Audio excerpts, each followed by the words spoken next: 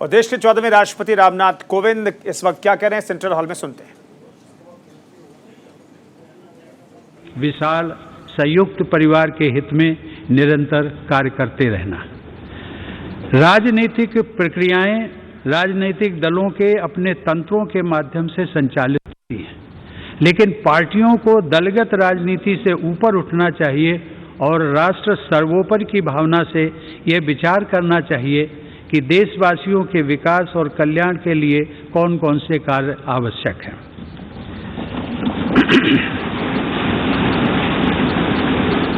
जब हम पूरे राष्ट्र को एक विशाल संयुक्त परिवार के रूप में देखते हैं तो ये समझ में आता है कि पारिवारिक मतभेदों को सुलझाने के अनेक रास्ते हो सकते हैं जो शांति, सद्भाव और संवाद पर आधारित होते हैं।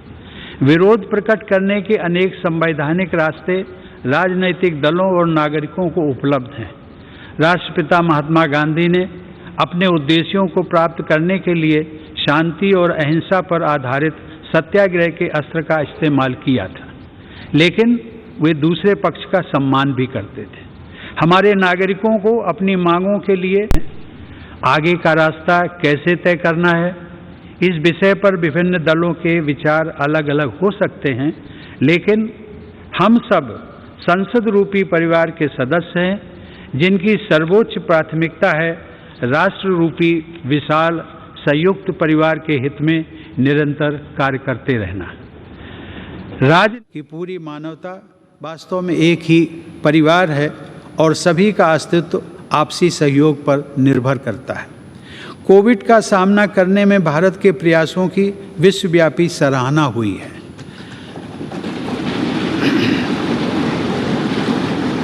सबके प्रयास से हमने केवल 18 महीने में ही 200 करोड़ वैक्सीन लगाने का लक्ष्य प्राप्त किया है। कोरोना काल में हमने 80 करोड़ लोगों को मुफ्त राशन भी पहुंचाया। यदि हम अपनी नीतियों के निर्धारण में इस वैश्विक महामारी से प्राप्त शिक्षाओं को अपनाते हैं तो मुझे लगता है कि भविष्य में किसी गंभीर आपदा के आने पर उसका सामना हम अधिक दक्षता और आत्मविश्वास के साथ कर सकेंगे। जलवायु परिवर्तन अब वाद विवाद का विषय नहीं रह गया है, बल्कि इसके परिणाम हमारे जीवन को सीधे सीधे प्रभावित करने लगे हैं। प्रकृति के प्रति सम्मान का भाव तथा मानवता की साझा नियति में विश्वास पर्यावरण की रक्षा करने में हमारी मदद कर सकता है। इस संदर्भ में ग्लोबल क्लाइमेट एक्शन में भारत की अग्रणी भूमिका तथा ऊर्जा के वैकल्पिक स्रोतों को बढ़ावा देने की पहल विशेष रूप से सराहनीय है।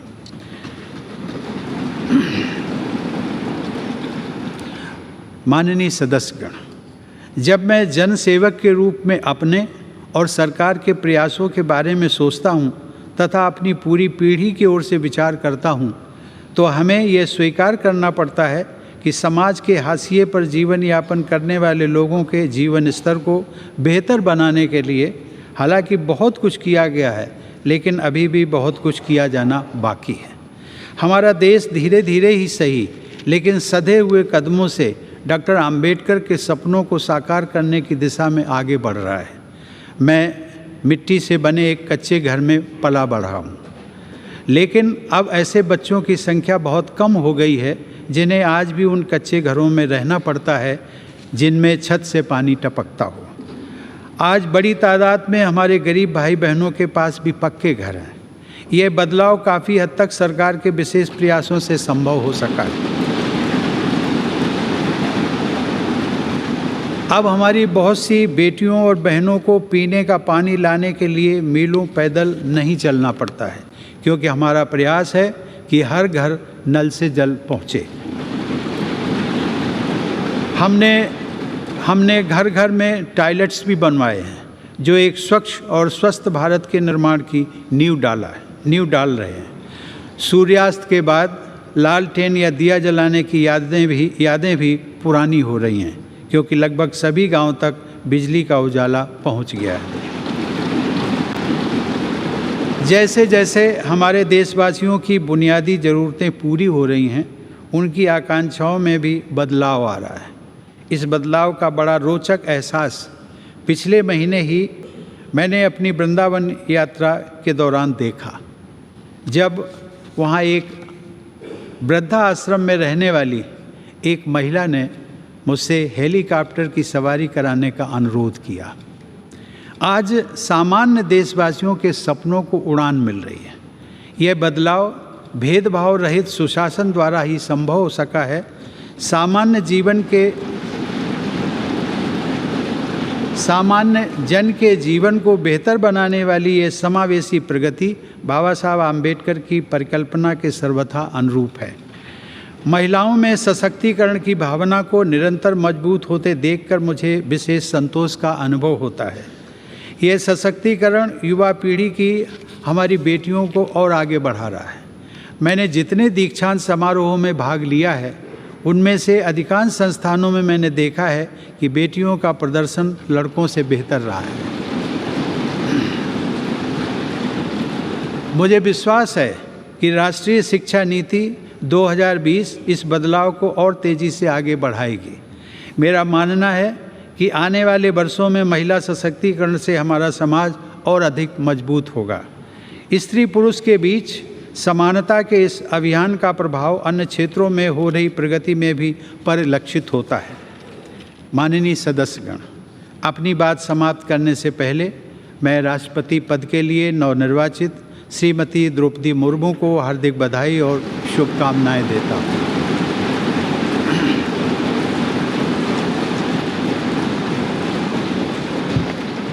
सर्वोच्च संवैधानिक पद पर उनका चुनाव महिला सशक्तिकरण को बढ़ाने के साथ साथ समाज के संघर्षशील लोगों में महत्वाकांक्षा का संचार करने वाला है। मुझे पूरा विश्वास है कि उनके अनुभव, विवेक और व्यक्तिगत आदर्श से पूरे देश को प्रेरणा मिलेगी और मार्गदर्शन भी। मैं एक बार फिर आप सभी के प्रति कृतज्ञता व्यक्त करता हूँ। आप सबके साथ काम करने का मेरा अनुभव अविस्मरणीय रहा है। आप सबने संसद के अंदर और बाहर देश की जनता के हित से जुड़े अनेक कार्य किए हैं। इसके लिए मैं आप सबको साधुवाद देता हूँ। अपने कार्यकाल के दौरान मैंने आप सबके साथ विभिन्न आयोजनों में विचारों का आदान प्रदान किया है। मैं समय समय पर सांसदों के तथा अन्य क्षेत्रों में कार्यरत लोगों के अनेक प्रतिनिधि मंडलों से भी मुलाकात करता रहा हूँ। राष्ट्रपति के पद को आप सब ने जिस प्रकार निरंतर सम्मान दिया है, उसकी मैं सराहना करता हूँ। इस दौरान मुझे प्रधानमंत्री श्री नरेंद्र मोदी जी व उनके मंत्रिमंडल के सदस्यों के साथ काम करने का भी अवसर मिला है। उन सब ने मुझे जो विशेष सम्मान दिया है, उसके लिए मैं उन सभी को धन्यवाद देता हूँ। मैं उपराष्ट्रपति जी श्री एम वेंकैया नायडू को उनके सतत सहयोग के लिए धन्यवाद देता हूँ। वेंकैया जी ने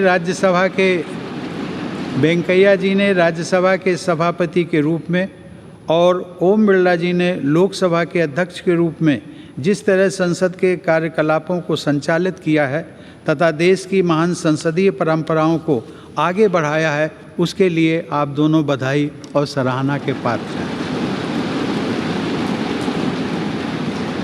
मुझे राज्यों के राज्यपालों व मुख्यमंत्रियों तथा केंद्र शासित प्रदेशों के उपराज्यपालों व प्रशासकों से भी पूरा सहयोग मिलता रहा है। उन सबके प्रति भी मैं आभार व्यक्त करता हूँ।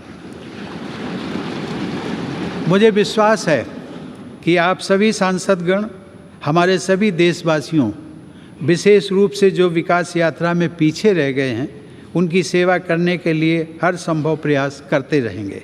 साथ ही आप सब हमारे महान संविधान के अनुरूप सर्वोच्च लोकतांत्रिक परंपराओं को और भी मजबूत बनाएंगे। मेरी शुभकामना है कि आप सब समाज व राष्ट्र को और अधिक मजबूत बनाने के अपने प्रयासों में सफलता प्राप्त करें। धन्यवाद। जय हिंद।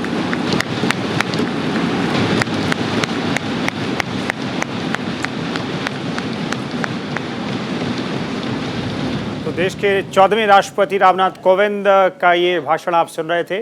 उन्होंने कहा कि देश में लोगों की जो स्थिति है वो दिनों दिन बेहतर हो रही है उनकी सरकार ने कोरोना काल में भी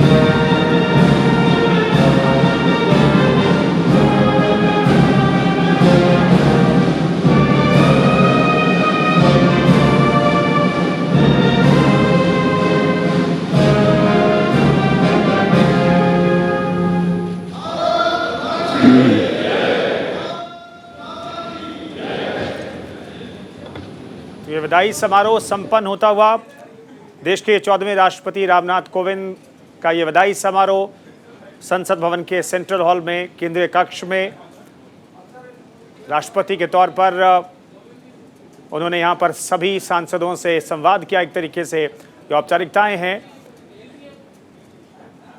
और सभी से राष्ट्रपति रामनाथ कोविंद इस वक्त मुलाकात कर रहे हैं। ये सीधी तस्वीरें आपको दिखा रहे हैं संसद भवन से तमाम सांसदों के साथ। ये उनकी मुलाकात की तस्वीरें आप देख रहे हैं। उनके साथ उपराष्ट्रपति वेंकैया नायडू मौजूद हैं और यहाँ पर दोनों सदनों के राज्यसभा और लोकसभा के जो सांसद हैं वो सेंट्रल हॉल में इस वक्त मौजूद हैं। ऐतिहासिक केंद्रीय कक्ष संसद भवन का, यहाँ पर सांसदों के साथ उनकी मुलाकात की ये सीधी तस्वीरें आप देख रहे हैं। ये बेहद भावुक पल आप इसे कह सकते हैं। चेहरे हालांकि मुस्कुरा रहे हैं। यहाँ पर रामनाथ कोविंद मुस्कुराते हुए सभी से मुलाकात कर रहे हैं। सेंट्रल हॉल में राष्ट्रपति के तौर पर ये आखिरी मौजूदगी उनकी।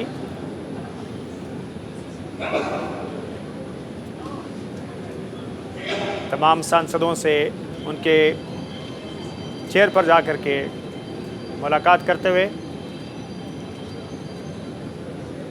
ये विदाई समारोह रामनाथ कोविंद का, देश के महामहिम राष्ट्रपति रामनाथ कोविंद इस वक्त सेंट्रल हॉल में मौजूद हैं। उनके साथ उपराष्ट्रपति की तस्वीरें आप देखिए और यहाँ पर फोटो सेशन ऐसा लग रहा है और यहाँ से अब प्रस्थान करेंगे राष्ट्रपति रामनाथ कोविंद।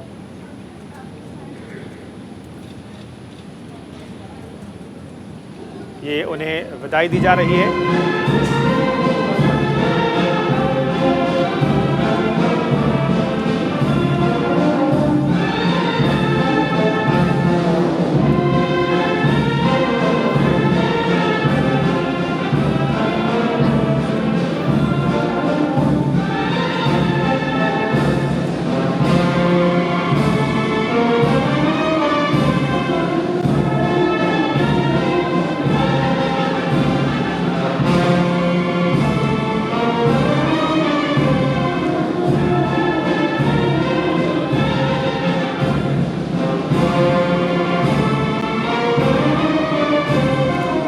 हॉल से विदा होते हुए देश के 14वें राष्ट्रपति रामनाथ कोविंद, ये सीधी तस्वीरें हम आपको दिखा रहे हैं।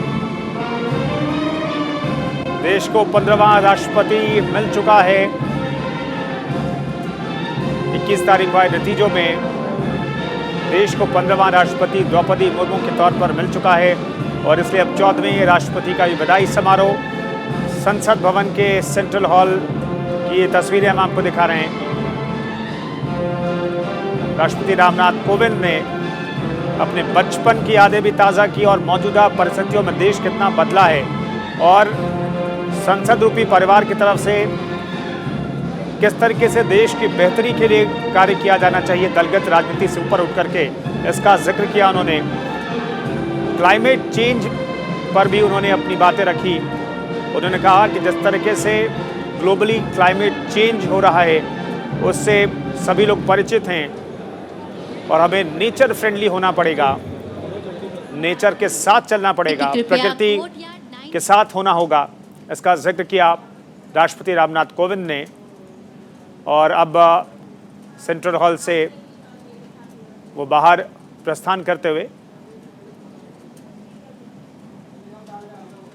संसद भवन से ये सीधी तस्वीरें हम आपको दिखा रहे हैं। सेंट्रल हॉल में और ये आप सीधी तस्वीरें देख ये रहे हैं विदाई सेंट्रल समारोह हॉल हुआ। में विदाई समारोह के बाद और अब इस समारोह के बाद राष्ट्रपति रामनाथ कोविंद वहां से प्रस्थान करते हुए उनके साथ प्रधानमंत्री नरेंद्र मोदी को आप देख सकते हैं, संसदीय कार्य मंत्री उनके पीछे चल रहे हैं, एक कार्यक्रम का देश के उपराष्ट्रपति एम वेंकैया नायडू उनके साथ मौजूद हैं, लोकसभा अध्यक्ष ओम बिरला उनकी अगवानी कर रहे हैं यहाँ पर। और सेंट्रल हॉल से निकलने के बाद संसद भवन से प्रस्थान की ये सीधी तस्वीरें इस वक्त हम आपको दिखा रहे हैं। राष्ट्रपति रामनाथ कोविंद का विदाई समारोह अभी अभी संपन्न हुआ है।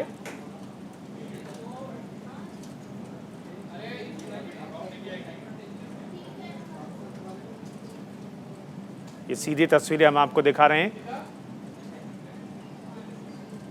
राष्ट्रपति रामनाथ कोविंद अब संसद भवन परिसर से बाहर प्रस्थान कर रहे हैं।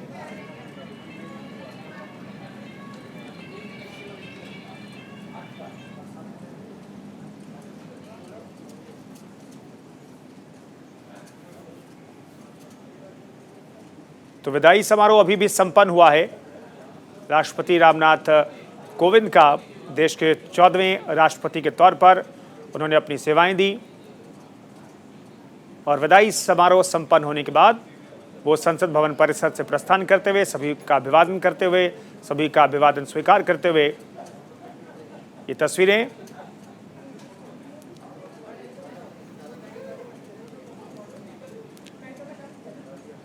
राष्ट्रपति रामनाथ कोविंद यहां से प्रस्थान कर रहे हैं।